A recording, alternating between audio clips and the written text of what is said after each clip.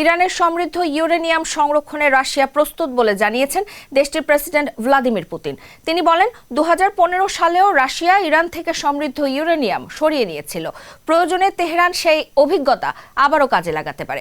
Putin বলেন, সংঘাত সংশ্লিষ্ট সব পক্ষই ইউরেনিয়াম ইরানের বাইরে সরিয়ে নেওয়ার বিষয়ে একমত হয়েছিল, কিন্তু যুক্তরাষ্ট্র তাদের অবস্থান কঠোর করে জানায়, ইরানের ইউরেনিয়াম শুধুমাত্র মার্কিন ভূখণ্ডে স্থানান্তর করতে হবে।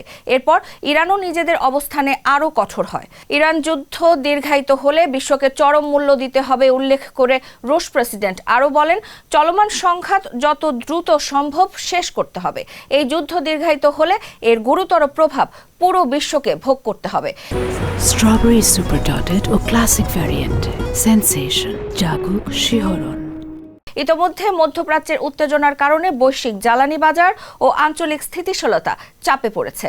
আন্তর্জাতিক পরমাণু শক্তি সংস্থা বা IAEA এর সর্বশেষ তথ্য অনুযায়ী ইরানের কাছে বর্তমানে প্রায় 440 কেজি 60% সমৃদ্ধ ইউরেনিয়াম আছে।